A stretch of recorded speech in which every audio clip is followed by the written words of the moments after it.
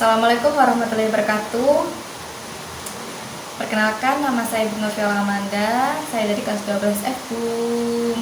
Jadi beberapa dari materi sejarah kebudayaan Islam yang belum saya kuasai yaitu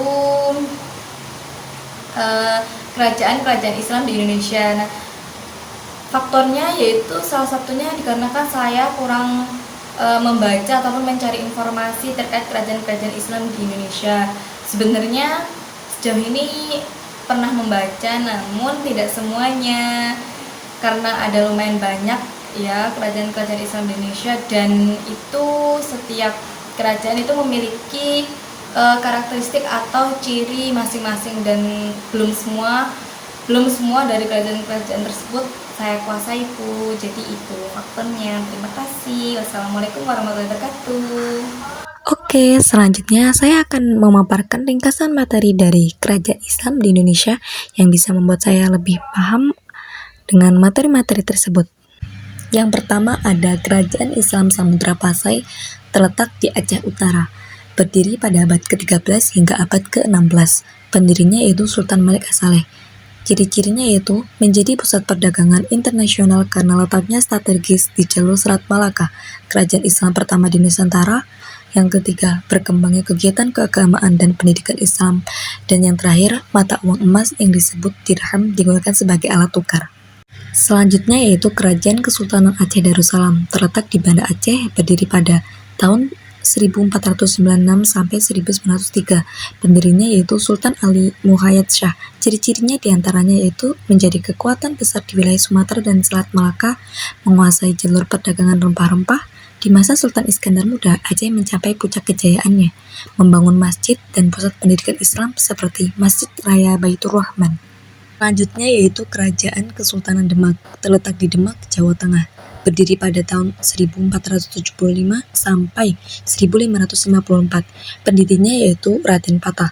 Ciri-cirinya diantaranya yang pertama, kerajaan Islam pertama di Pulau Jawa, yang kedua, berperan penting dalam penyebaran Islam melalui Wali Songo, yang ketiga, membangun Masjid Agung Demak sebagai pusat kegiatan Islam, dan yang keempat, berjasa dalam mengintegrasikan ajaran Islam dengan budaya Jawa.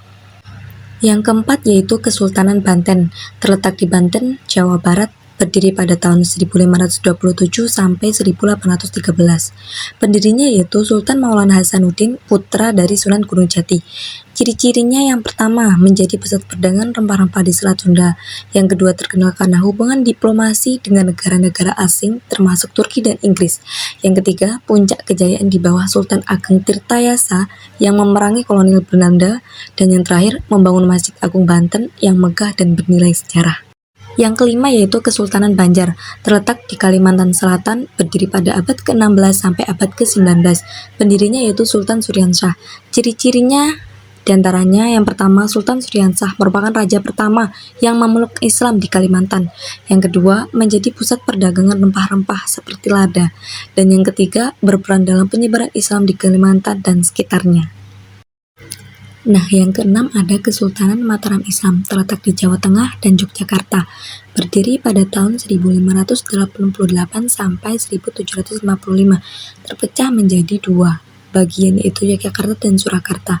Pendirinya yaitu Sutawijaya atau Panembahan Senopati. Ciri-cirinya yang pertama, merupakan pusat kekuasaan politik Islam di Jawa.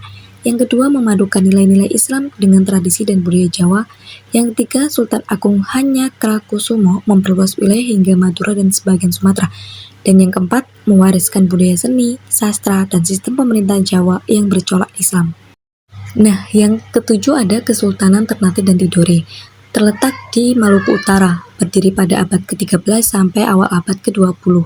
Pendirinya yaitu bagian Ternate Sultan Marhum dan bagian Tidore Sultan Zainal Abidin. Ciri-ciri dari kesultanan tersebut yaitu terkenal sebagai penghasil utama cengkeh di dunia. Kedua kesultanan ini sering bersaing tetapi juga bersatu melawan penjajahan. Yang ketiga, Islam diperkenalkan oleh pedagang Arab dan Persia. Dan yang terakhir, menjadi pusat penyebaran Islam di Indonesia Timur.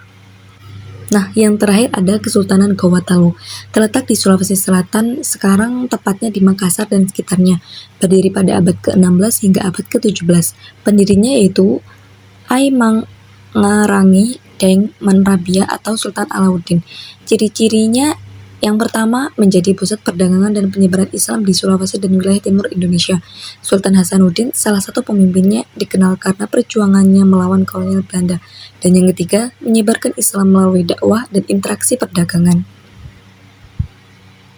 Demikian materi yang dapat saya sampaikan. Apabila ada salah dalam memaparkan materi, saya mohon maaf sebesar-besarnya. Terima kasih.